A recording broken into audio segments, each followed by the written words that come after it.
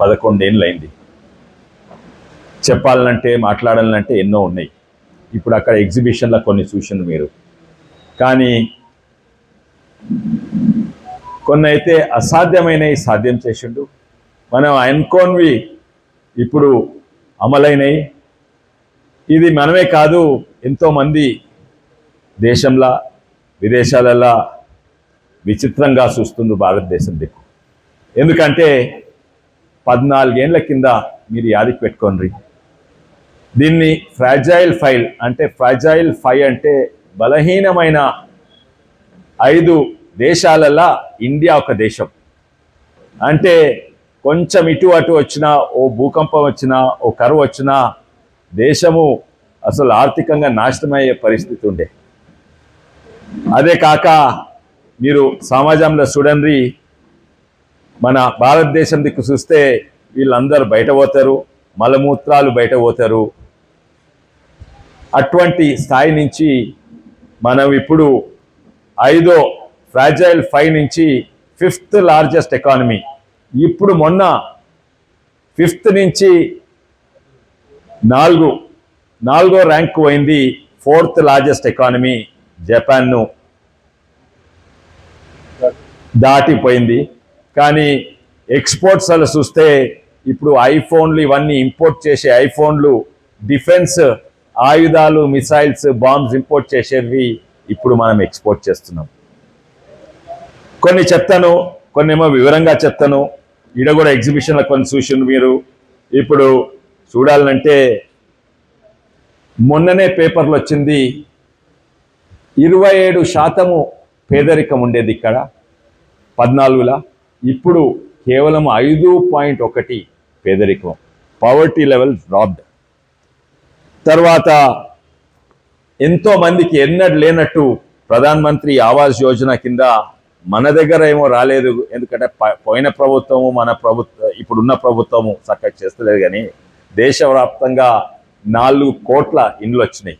ఇక్కడైతే అది వేరే విషయం, దీని గురించి మాట్లాడదలుచుకోలేదు. కానీ సామాజిక న్యాయం చూసినా కూడా ఇన్నేళ్ళు బీసీ కమిషన్కు ఒక కాన్స్టిట్యూషనల్ స్టేటస్ లేకుండే, ఇప్పుడు ఉన్నది. ఇప్పుడు చూస్తే ఎన్నడూ లేనట్టు క్యాబినెట్ల 60% బీసీ, ఎస్సీ, ఎస్టీ ఉన్నారు. ఏకలవ్య స్కూల్స్ 4 ఇంతలు ఎక్కువైనాయి. అది ట్రైబల్స్ కొరకు, ఎస్టీల కొరకు. అదే కాక మీరు ఆర్థికంగా చూసినా కూడా స్టాండప్ ఇండియా, స్టార్టప్ ఇండియా అని పెడితే, అంటే ఎంతోమంది సొంత బిజినెస్ పెట్టి వాళ్ళు 10 మందికి ఉద్యోగం ఇచ్చిన వాళ్ళు అయినరు. వ్యవసాయం చూస్తే 5 ఇంతలు ఎక్కువ బడ్జెట్ తయారైంది, ఇచ్చిండ్రు మోడీ గారు. 5 ఇంతలు ఎక్కువ, 13 ఎంత ఇచ్చిండ్రో దానికంటే 5 ఇంతలు ఎక్కువ కేటాయించిండ్రు. అదే కాక చిన్నవి పెద్ద ఎన్నో చేసిండ్రు. ఫసల్ బీమా యోజన అని ఇన్సూరెన్స్ పెట్టిండ్రు. అదే కాక కొనుగోలు ఎన్నడూ లేనట్టు వరి కొనుగోలు, అది మద్దతు ధర ఎంతుండే వరికి 1300 రూపాయలు ఉంటే ఇప్పుడు దాదాపు 1000 రూపాయలు ఎక్కువ చేసిండ్రు. 2200 ఇప్పుడు మద్దతు ధర ఎక్కువ చేసి కోట్లాది రైతులను ఆదుకుంటున్నారు. అదే కాక ఎన్నో హై ఈల్డింగ్ వెరైటీ రీసెర్చ్లో కూడా మనం ఎక్కువ, ఇప్పుడు మనం అవసరం ఉన్న దానికంటే ఎక్కువ పండిస్తున్నాము. ఎక్స్పోర్ట్స్లు కూడా అవుతున్నాయి. 1-2 జాగాలలో మనం బలహీనంగా ఉంటే దాన్ని కూడా ఏంటంటే నూనె, వంటకు నూనె వాడతాము, అది ఇంపోర్ట్ చేస్తున్నాము. అది కూడా 4 ఏళ్ళల్లో మనము ఆయిల్ సీడ్స్ ఇక్కడనే పండియాలని ఆయిల్ పామ్స్ ఇక్కడ పెట్టిస్తున్నారు. ఏ రంగంలో చూసినా మహిళలను చూస్తే మీరు ఆశ్చర్యపోతారు. 2014లో మహిళల సంఖ్య ఎంత ఉందంటే 1000 మంది పురుషులుంటే కేవలము 920 మహిళలు ఉండేది. ఎందుకంటే వాళ్ళు అల్ట్రాసౌండ్ చూసుకునేది, బిడ్డ కొడితే మాకు నష్టం అవుతుంది, అందుకే అప్పుడే అబార్షన్ చేసేది. కానీ ఇప్పుడు అంతకు ముందు ఉండే ఏంది అల్ట్రాసౌండ్ ఇల్లీగల్ అని. కానీ ఇప్పుడు మహిళలు పుడితే అదే దేశానికి బలము, అది కూడా ఒక బలము. దేశము 2 కాళ్ళ మీద నడవాలి, ఇన్నేళ్ళు ఒకటే కాళ్ళ మీద నడిచింది పురుషుల మీద అని ఆశ్చర్యపోతారు. ఈ ప్రపంచంలో ఏ దేశం కాలేదు. ఇప్పుడు 1000 మంది పురుషులు ఉంటే 1020 మంది అంటే మహిళలు ఈరోజు పురుషుల కంటే ఎక్కువ జనాభా అయిపోయినరు. ఇటువంటివి చిన్నవి పెద్దవి ఎన్నో చేసుకుంటూ వచ్చిండ్రు. గర్భవతులకు 11 వారాలు లీవ్ ఇచ్చేది ప్రెగ్నెన్సీ లీవ్, ఇప్పుడు దాన్ని డబుల్ కంటే ఎక్కువ చేసిండ్రు. 26 వారాలు మెటర్నిటీ లీవ్ ఇస్తుండ్రు. అదే కాక మెటర్నల్ మార్టాలిటీ డిక్లైన్ అంటే గర్భవతి స్త్రీలు ఎంతోమంది చనిపోయేది అది తక్కువైంది. సెల్ఫ్ హెల్ప్ గ్రూప్స్ ఎక్కువైనాయి. ఇవన్నీ కూడా ఎన్నో ఉన్నాయి. ఇవి సంఖ్యలు, కానీ ఇవి కొన్ని వివరంగా చెప్తాను నేను. ఎడ్యుకేషన్ పాలసీ కొత్త ఎడ్యుకేషన్ పాలసీ వచ్చింది. లిటరసీ రేట్స్ పెరిగినాయి. అదే కాక ఐఐటీలు, ఎయిమ్స్, IIITs మనకు తెలంగాణకు వచ్చినని ఎవరికి రాలేదు. ఇక్కడ ఎయిమ్స్ హాస్పిటల్ వచ్చింది, ఇక్కడ IIIT వచ్చింది, ఇక్కడ గిరిజనుల కొరకు ట్రైబల్ యూనివర్సిటీ వచ్చింది. అదే కాక PM శ్రీ కింద ఈరోజు గవర్నమెంట్ బడులకు, గవర్నమెంట్ స్కూల్స్లకు ఎన్నో నిధులు పంపిస్తున్నారు. అదే కాక మిడిల్ క్లాస్ అన్ని పిరమైనవి. మిడిల్ క్లాసే ట్యాక్స్ వాళ్ళు కడుతున్నారు, కానీ అన్ని పిరమైనవి. అంటే మిడిల్ క్లాస్కు ఇప్పుడు మొత్తము ఒక్క పైసా ట్యాక్స్ కట్టనవుతలేదు. 12,70,000 ఆమ్దాని వరకు ఒక్క పైసా కూడా ట్యాక్స్ కట్టలేదు. అది మోడీ ప్రభుత్వం కింద చేసింది. ఇటువంటివి ఎన్నో చేసిండ్రు. అదే కాక ముఖ్యంగా హెల్త్ వైద్య రంగంలో ఆయుష్మాన్ భారత్ అని ఎన్నో స్కీమ్స్ పెట్టిండ్రు. మన దగ్గర డాక్టర్లు చాలా తక్కువ వేరే దేశాలకు కంపేర్ చేస్తే. అందుకే దాదాపు 700 మెడికల్ కాలేజెస్ పెట్టించిండ్రు. ఇదే కాక మదర్ అండ్ చైల్డ్ మిషన్స్, తర్వాత అమృత్ ఫార్మసీస్ అని పెట్టిండ్రు. ఈ కాన్స్టిట్యున్సీలో కూడా కొన్ని ఉన్నాయి. అవి అగ్వగా బయట కొంటే 100 రూపాయల జనరిక్ మెడిసిన్స్, 100 రూపాయల మందు టాబ్లెట్ మనకు 4 రూపాయలు 10 రూపాయలకు దొరికేటట్టు చేసింది. ఎన్నో చేస్తూ ఉన్నారు. ప్రతి రంగంలో ఒక రంగం లేదని. డిఫెన్స్ అయితే మొన్న చూసిండ్రు. డిఫెన్స్లా ఎప్పుడైతే 5,000 ఐటమ్స్ మనం ఇంపోర్ట్ చేసేది, తుపాకీల నుంచి, తూటాల నుంచి, మల్టీ బ్యారెల్ రాకెట్ లాంచర్స్ నుంచి, మిసైల్స్ నుంచి ఇంపోర్ట్ చేసేది. ఈరోజు మనము ఆ 5,000 ఇక్కడనే తయారు చేస్తున్నాము. అందులో కొన్ని 500 ఎక్స్పోర్ట్ కూడా చేస్తున్నాము.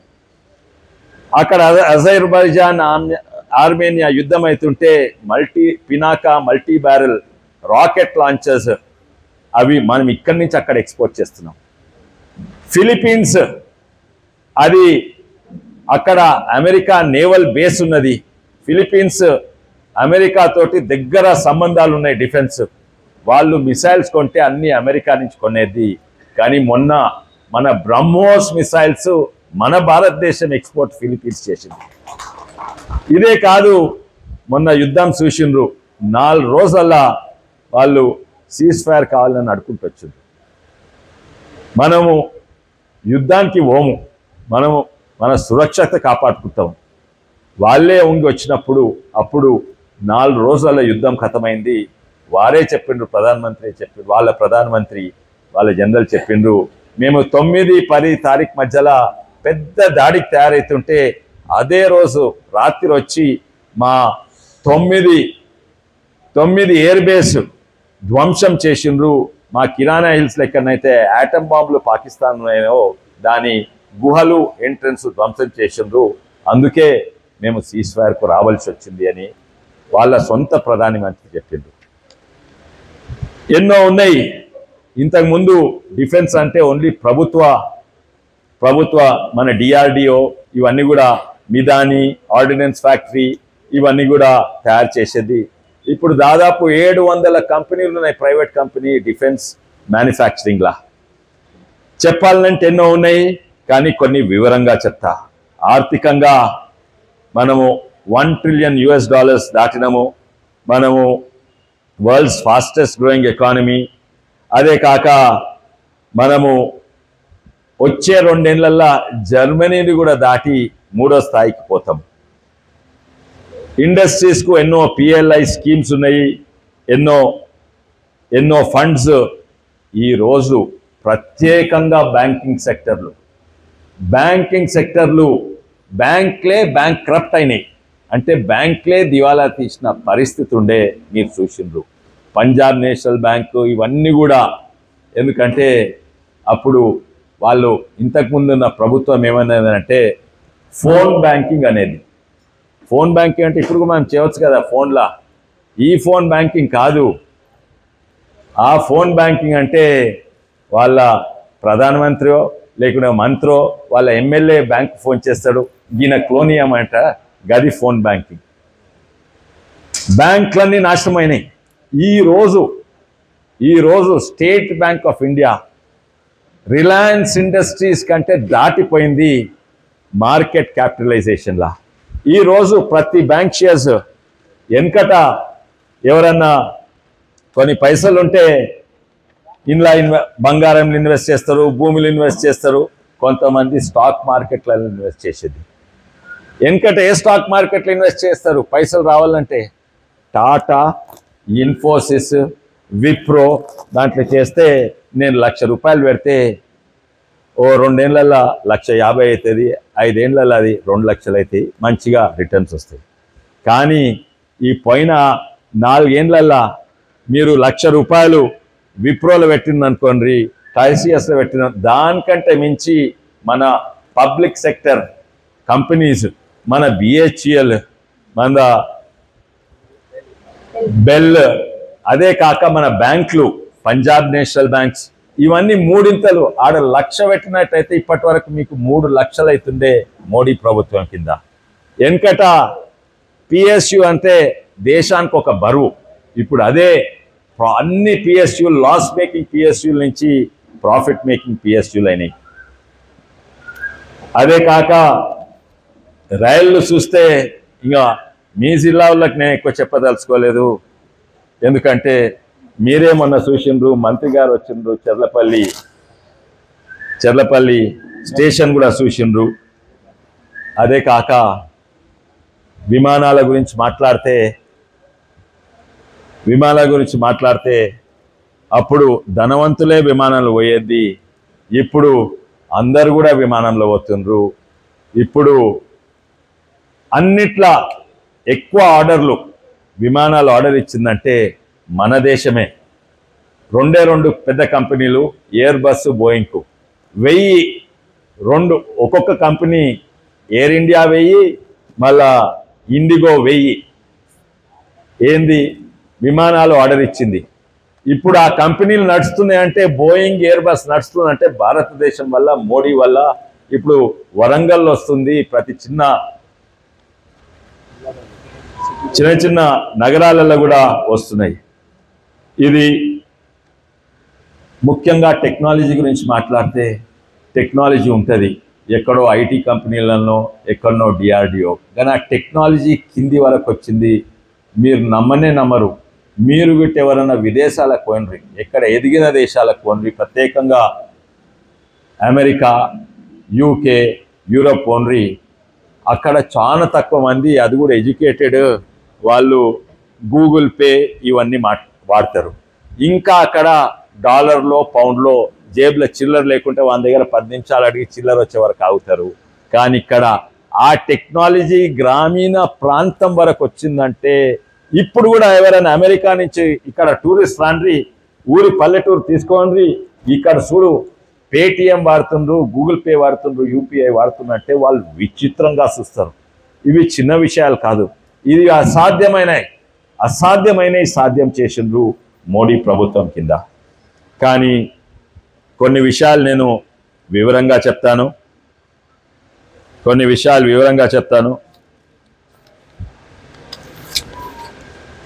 ఇంతకుముందు నేను స్వచ్ఛ భారత్ గురించి మాట్లాడినా. నాకు తెలుసు, మా ఊరు చేవెళ్ళ పక్కకు ధర్మసారం, ఊరే కాదు పట్టణాలలో కూడా అంటే స్వచ్ఛ భారత్ అంటే 11 కోట్ల బాత్రూమ్ కట్టించిందని కాదు. నేను అప్పుడు టీఆర్ఎస్ పార్టీలో ఉంటుంది, అయినా కూడా స్వచ్ఛ భారత్ అనేది నేను అనుకున్నా ఇది సాధ్యమా.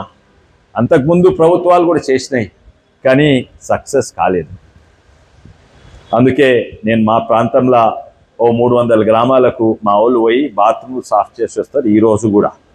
అప్పుడు దాని ప్రోగ్రాంలా ఇట్లనే ఫ్లెక్సీ పెడితే నేను టీఆర్ఎస్ ఉన్నా కూడా మోడీ బొమ్మ ఆడు ఉండేది, నేను కాంగ్రెస్ ఉన్నప్పుడు కూడా మోడీ బొమ్మ అక్కడ ఉన్నది. ఇప్పుడు అదృష్టము ఇంకెవ్వరు బొమ్మ అవసరం లేదు, ఓన్లీ మోడీ బొమ్మనే అవసరం. అప్పుడు ఆయన బొమ్మ అవసరం ఉండే, గామ బొమ్మ అవసరం ఉండే, ఇప్పుడు ఎవ్వరు ఓన్లీ మోడీ బొమ్మ అవసరం ఉండే. కానీ అది విచిత్రమైంది. ఎందుకంటే ఎంతోమంది పెద్ద పెద్ద ప్రాజెక్టులు, నేను ఈ డ్యామ్లు కడతా, ఆ ప్రాజెక్టులు కడతా, ఈ హైవేలు కడతా అంటే, మోడీ అన్న చిన్న 10,000 బాత్రూమ్లు కడతా అంటే అది నేను విచిత్రంగా ఆయన. అయితే ఇది బాత్రూమ్ కట్టుడు కాదు, ఓ సమాజంలో మార్పు తెచ్చిండు. అంటే పెద్దవాళ్ళు ఒక 1000 కోట్ల ప్రాజెక్టు, 10,000 కోట్ల ప్రాజెక్టు, 1,00,000 కోట్ల ప్రాజెక్ట్ తెచ్చింది. కానీ సమాజంలో ఒక మార్పు తెచ్చిన మహానుభావుడు అంటే మోడీయే. ఇప్పుడు ఎవడన్నా బయటికి పోతుండా? ఎవ్వడు లేడు. సమాజంలో మార్పు కాదయా, మన భాషలో కూడా మార్పు, మన తెలుగు భాషలో మార్పు తెచ్చిండు. మా దగ్గర ఎక్కడ పోయిండయా అంటే బయటికి పోయిండు, చెంబట్టుకు పోయిండు అనేది. ఇప్పుడు తెలుగులా అంతే కదా. ఇప్పుడు అడగండి ఎక్కడ పోయిండ్రు అంటే ఏమంటారు? వాష్రూమ్ పోయిండు, టాయిలెట్ పోయిండు. అది తెలుగు పదం అయిపోయింది.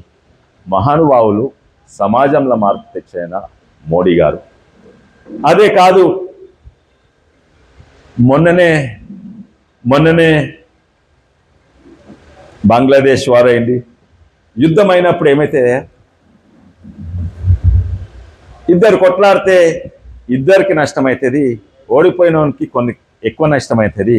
కానీ కొన్నిసార్లు మనం గెలిచినా మనకెక్కువ నష్టమైంది.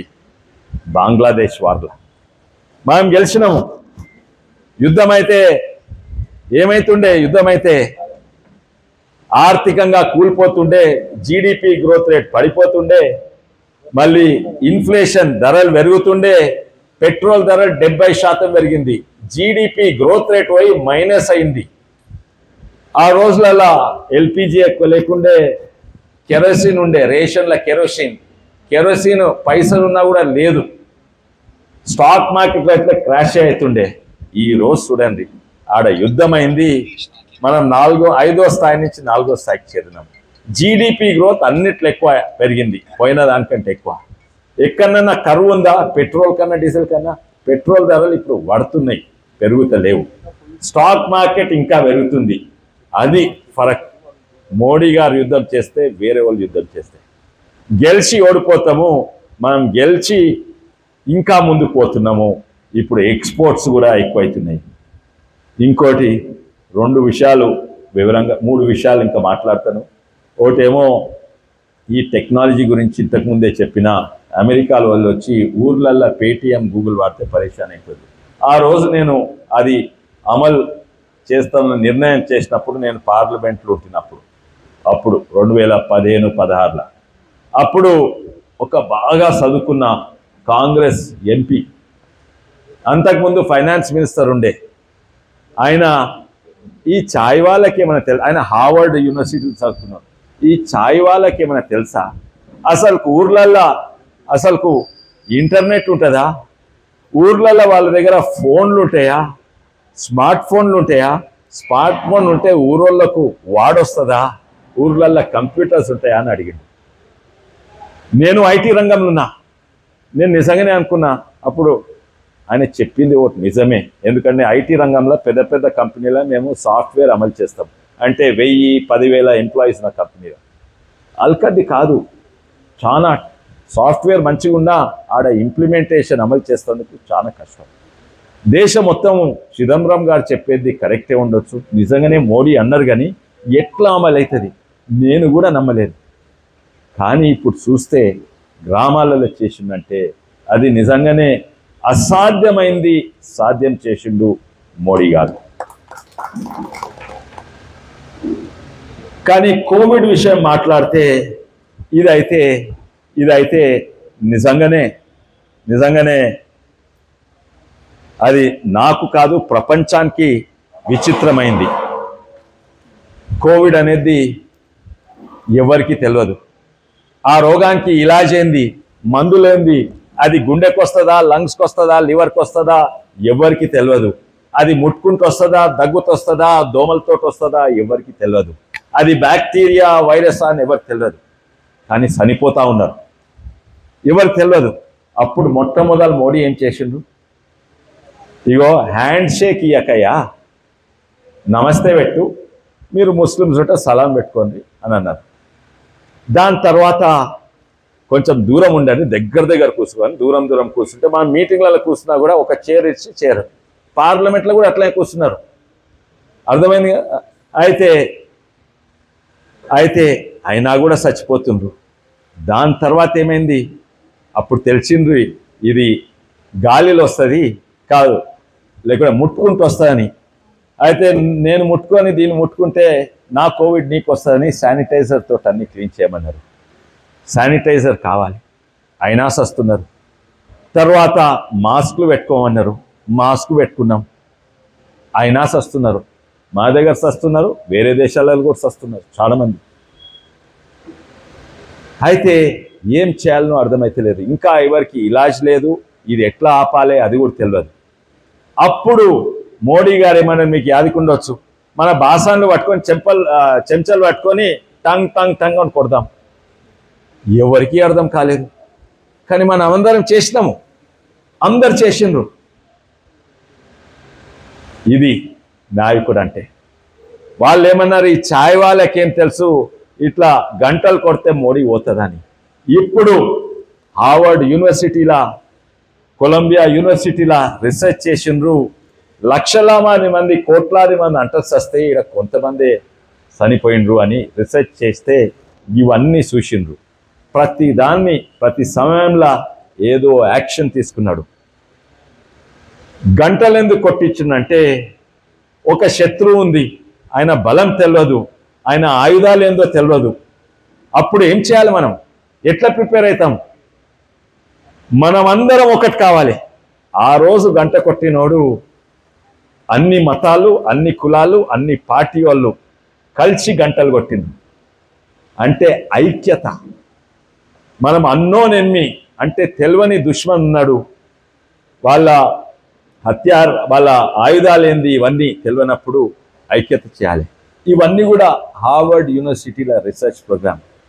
ఈ ఛాయ్ వాళ్ళకి ఏం తెలుసు అని, ఛాయ్ వాళ్ళకైతే ఒక్కటి తెలుసు, మన దేశం గురించి, మన దేశ ప్రజల గురించి తెలుసు. కానీ ఆయన మెడిసిన్ చేయలేదు, టెక్నాలజీ చేయలేదు. వాళ్ళందరూ ఫెయిల్ అయినరు, మెడిసిన్ సైంటిస్ట్ అందరూ ఫెయిల్ అయినరు.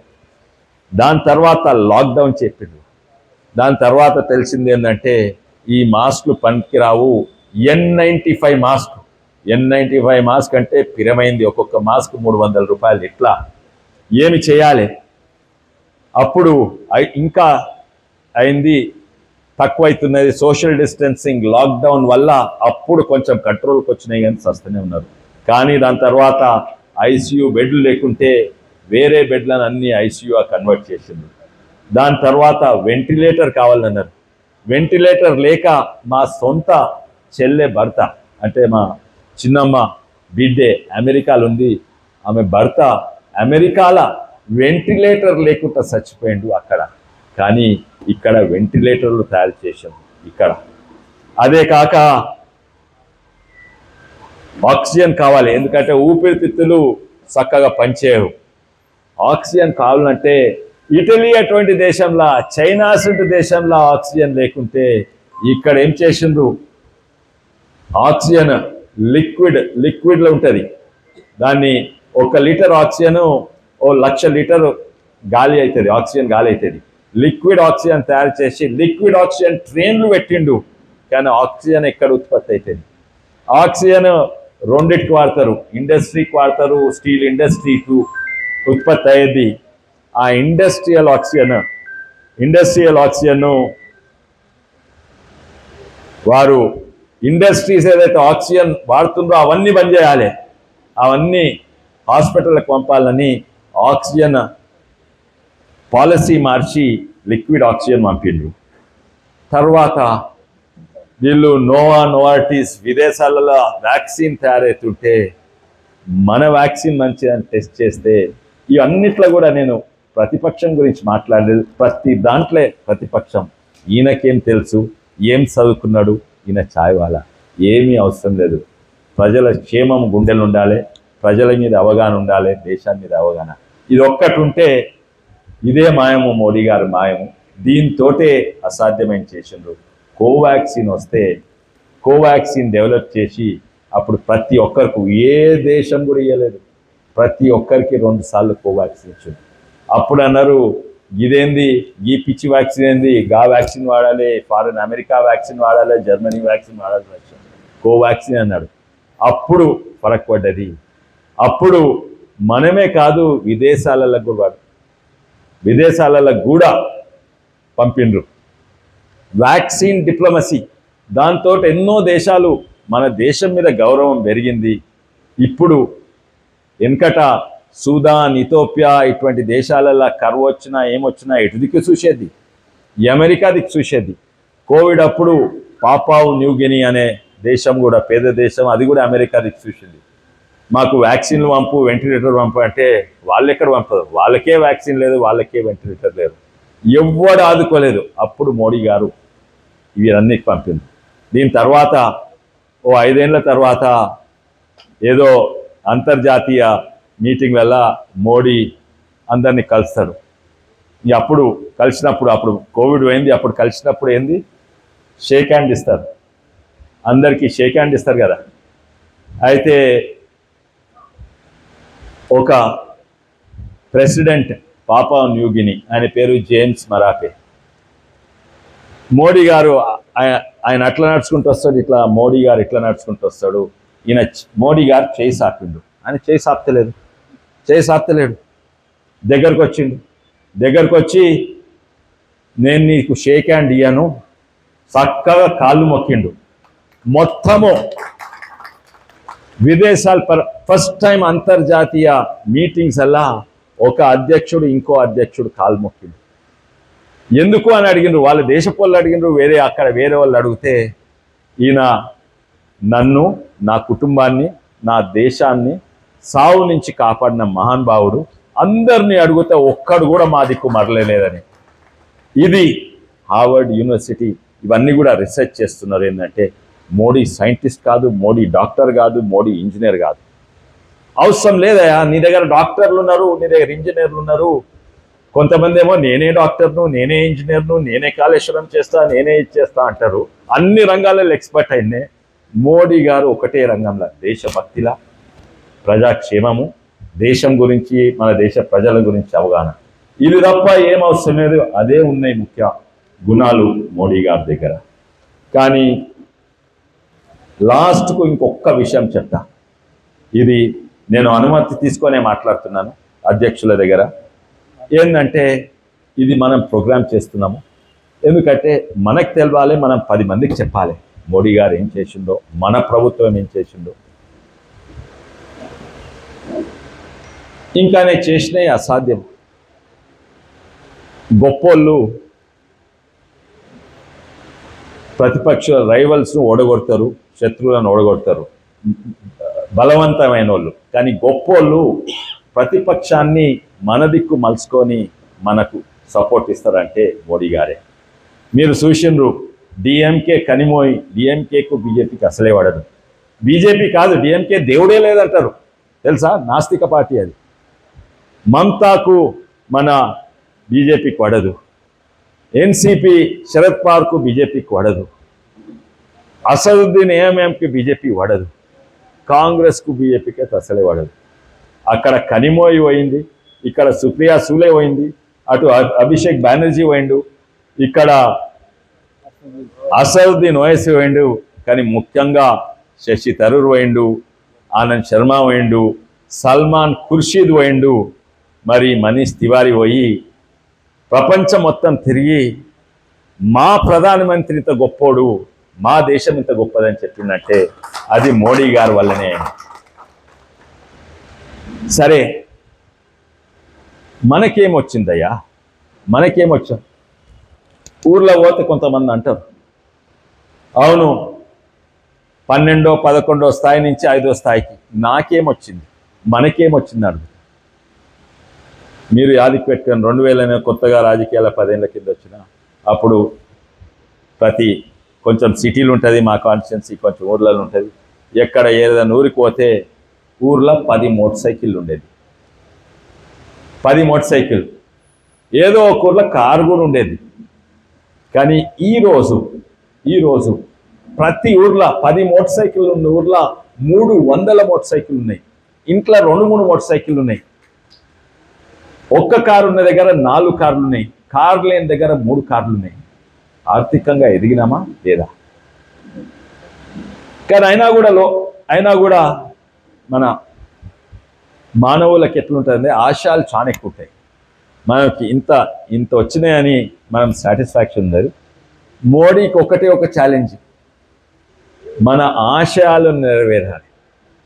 ఇదైతే ఆల్రెడీ ఆర్థికంగా అన్ని రంగాలలో ముందుకు పోయినాము. అన్ని రంగాలలో, ఎడ్యుకేషన్లా, హెల్త్లా, అన్నిట్లో ముందుకు పోయినాము.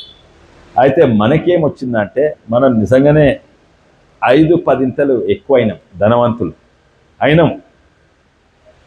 మీరు చూడండి, మీ పక్కింటోళ్ళని చూడండి, మన పరిస్థితి 10 ఏళ్ల కింద ఆర్థికంగా ఎట్లుండే, ఇప్పుడు ఎట్లుండే. అవును, ఇన్ఫ్లేషన్ ఇవన్నీ ఉన్నాయి, అయినా కూడా దానికి మించి మనం పోయినాం.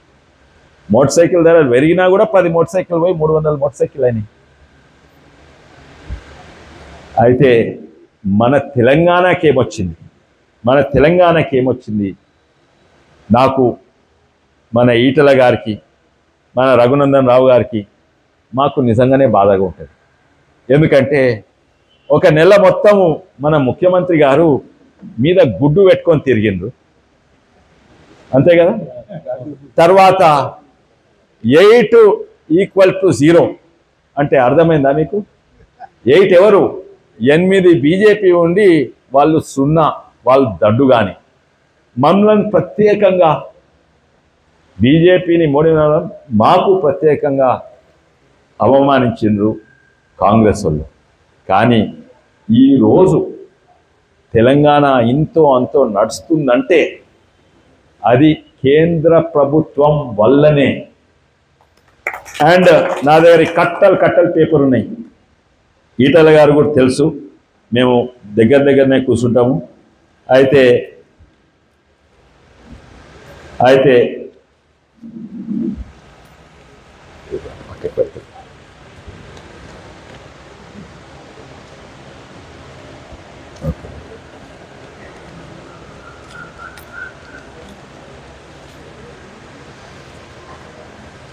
తెలంగాణకు ఏమీ దొరకలేదంటారు, అన్నిట్లో ఎక్కువ దొరికింది తెలంగాణకే. తెలంగాణ బడ్జెట్ స్పీచ్లో తెలంగాణ పదం కూడా వాడలేదు. అవునయ్యా, నీ బడ్జెట్ స్పీచ్లో మా చెవెళ్ళ పదం వాడినవా? నీ బడ్జెట్ స్పీచ్లో నీ మల్కాజిగిరి వాడినవా? నీ బడ్జెట్ స్పీచ్లో నిజామాబాద్, ఆదిలాబాద్, నల్గొండ వాడినవా? ఏదో పిచ్చిగా మాట్లాడేటారు, ఎవరు కూడా మాట్లాడరు. ఓన్లీ పోయిన కాంగ్రెస్ ప్రభుత్వం కొన్నిసార్లు మాట్లాడేది, కానీ అన్ని రాష్ట్రాల గురించి. రాష్ట్రం కాదు ఇది, బడ్జెట్ దేశం బడ్జెట్. కానీ వివరంగా చూస్తాం, పార్లమెంట్లో ప్రశ్నలు అడుగుతారు, మేము అడుగుతాము, ప్రతిపక్షము అందరూ కూడా అడుగుతారు. నేను అడిగిన ప్రశ్నకు సమాధానం ఇస్తారు, ఆ రైటింగ్లో నేను తీసుకొని ఇట్లా పెట్టుకుంటాను. కానీ నేను ఎవరు అడిగినా ఆ ప్రశ్న జవాబు నా దగ్గర ఉంటాయి, కట్టలు ఉంటాయి. ఇంకున్నాయి, మస్తున్నాయి, ఇంకా మా ఆఫీస్ ఉన్నాయి, కొన్ని చెప్తాను. జనరల్గా చెప్పి స్పెసిఫిక్గా చెప్తాను.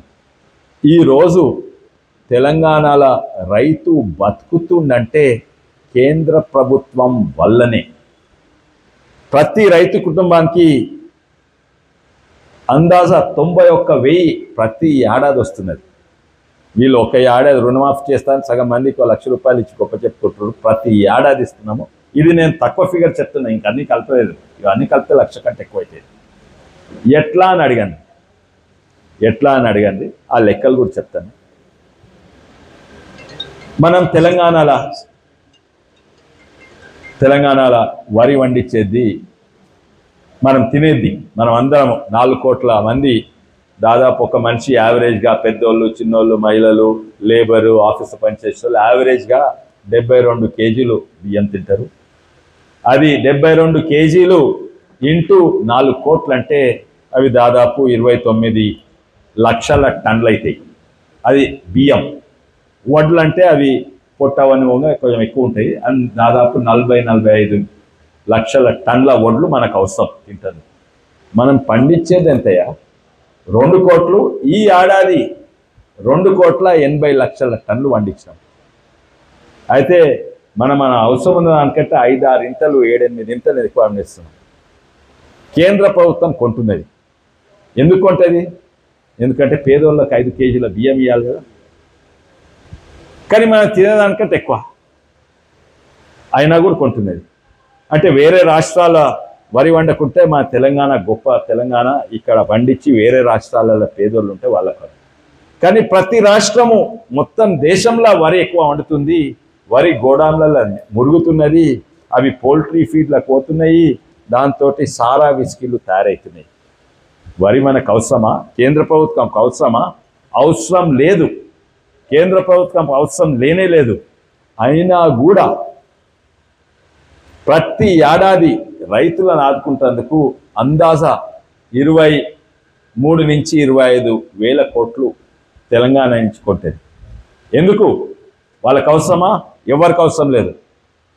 ఎందుకంటే మన తెలంగాణ రైతులను ఆదుకుంటేందుకు. అయితే తెలంగాణ రైతు కుటుంబం అఫీషియల్ ఫిగర్స్ 31 లక్షలు ఉన్నారు. కానీ నా ప్రకారంగా ఎక్కువ ఉంటారు. 40 లక్షలు 45 లక్షలు ఉంటారు. అంటే 25,000 కోట్లు ఇంటూ 25,000 కోట్లు ఇంటూ డివైడెడ్ బై 40 లక్షలు అంటే 40 లక్షల రైతు కుటుంబాలు అంటే ఒక్కొక్క రైతు కుటుంబానికి దీనివల్లనే 67,000 కోట్లు 67,000 రూపాయలు వస్తున్నాయి. అదే కాక ఫర్టిలైజర్ సబ్సిడీ అంటే 2,400 రూపాయల యూరియా కేవలం 300 రూపాయలకి కొంటారు. అంటే దాదాపు 90% 85% సబ్సిడీ. అది కూడా ఎక్కువ వస్తుంది. అవన్నీ కలిపితే అదొక 11,000 వస్తుంది. అదే కాక 6,000 రూపాయలు వస్తుంది. పిఎం సన్మాన్ నిధి కింద 6,000 రూపాయలు వస్తుంది. వేరే పంటలకు కొనుగోళ్ళ మళ్ళా ఇది వస్తుంది. ఇవన్నీ కలిపితే దాదాపు పిఎం కుసుమ్ అంటే దాని గురించి కూడా మాట్లాడతాను. కుసుమ్ అంటే సోలార్ పంపులు పెడతారు. దాని నుంచి కూడా అన్నింటి ఎక్కువ తెలంగాణ కేటాయించారు. ఇవన్నీ ఇవే ఈ 5 లెక్క చేస్తే ఇది కాక వేరే సబ్సిడీ ఉంటాయి. Green house subsidy. ఈ 5 కలిపితేనే 91,000 కేంద్ర ప్రభుత్వం ఇక్కడ మన రైతులను ఆదుకుంటుంది. ఇది గిట్ట బంద్ చేస్తే అసలు తెలంగాణ నడవదు. ఇది డైరెక్ట్ వాళ్ళకు పోయేది. ఇది ఏదో ఊర్లల్లో లైట్ బుగ్గలు రోడ్లు అది కాదు. మున్సిపాలిటీలల్లో ప్రతి దాంట్లో కేంద్ర ప్రభుత్వం వాటు ఉంటుంది. ఇక రైల్ స్టేషన్లు మల్లారెడ్డి గారు చెప్పిన నేషనల్ హైవేస్ అయితే అవి 100%. అవి కాక ప్రతి రాష్ట్ర ప్రభుత్వం దాంట్లో మన వాటా ఉంటుంది. ఆ డబుల్ బెడ్రూమ్లో మన వాట ఉంటుంది.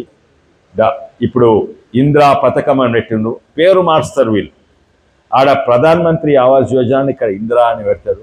అయితే పేరు మార్చుతారు. కానీ ఈరోజు తెలంగాణ నడుస్తుందంటే బహుశా మన మంత్రులు మన సీఎం గారి కార్ల పెట్రోల్ అంటే దానికి 1000 రూపాయలు అంటే అది కూడా మన కేంద్ర ప్రభుత్వం లేకుంటే అది కూడా కష్టమవుతుండే. వాళ్లకు జీతాలకు కష్టమైంది, అప్పులకు కష్టమైంది. మీరు చూస్తూ ఉన్నారు. అయితే దీంట్లో ప్రత్యేకంగా చెప్పాలంటే ఇవి ప్రెస్ వాళ్ళకు కూడా ఇవ్వచ్చు. టూరిజంలా యూపీకి మధ్యప్రదేశ్కు ఏపీకి మహారాష్ట్రకి ఎంత ఇచ్చిండ్రు దానికంటే ఎక్కువ మనది. అంటే యూపీకి ఎక్కువ ఇస్తారు. ఎందుకంటే యూపీ మనకంటే 10 ఇంతలు ఎక్కువ 7 ఇంతలు ఎక్కువ జనాభా.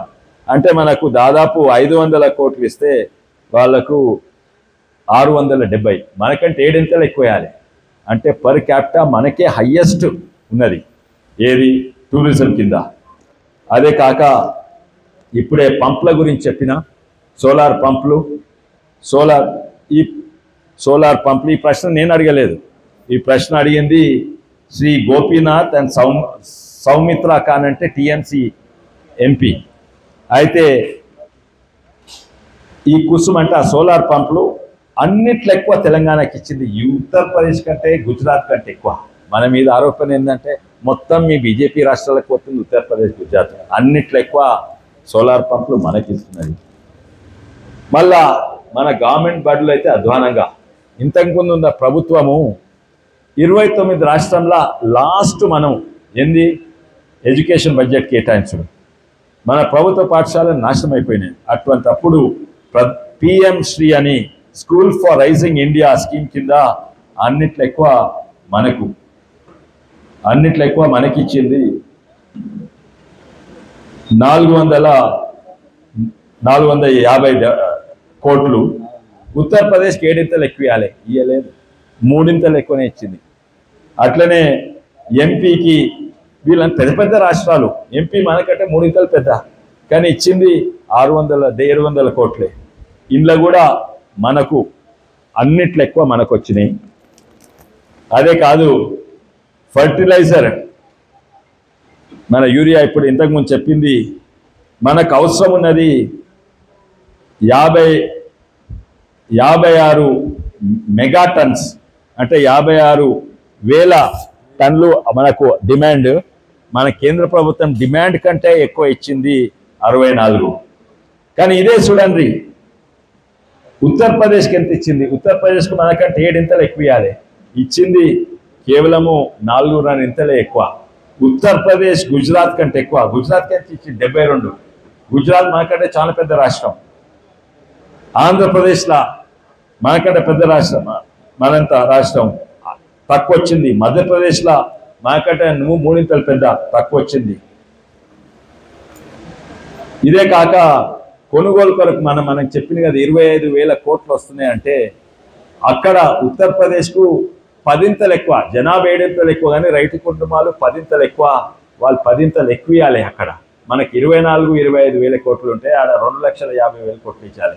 వాళ్ళకి ఇచ్చిందంతా ఉత్తరప్రదేశ్కు 71,000 కోట్లే. అంటే అక్కడికంత ఉత్తరప్రదేశ్ గుజరాత్ కంటే బాగా తక్కువైంది. చిన్నవి కొన్ని చెప్తాను.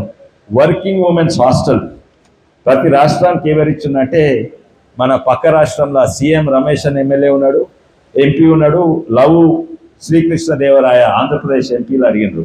దానికి జవాబు ఇచ్చింది ఏంటంటే, తెలంగాణకు 7.5 కోట్లు ఇస్తే ఆంధ్రప్రదేశ్ 1.5 ఇచ్చిండ్రు. మధ్యప్రదేశ్, మహారాష్ట్ర, గుజరాత్కు, ఉత్తరప్రదేశ్కు ఏమీ ఇవ్వలేదు.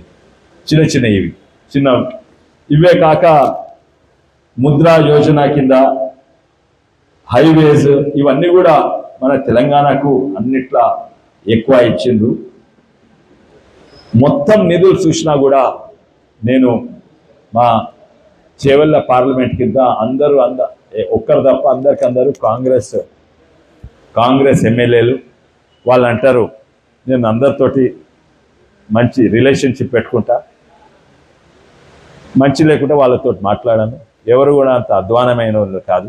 వాళ్ళందరూ వచ్చి అన్న ఢిల్లీకి తీసుకోండి రే, గడ్కరీ దగ్గర తీసుకోండి రే, మన ఈటల గారి దగ్గర కూడా వచ్చి కాంగ్రెస్ వాళ్ళు వచ్చి మాకు రక్షా మంత్రి దగ్గర తీసుకోండి రే, రైల్ మంత్రి దగ్గర తీసుకోండి రే. ఇదంతా టీఆర్ఎస్.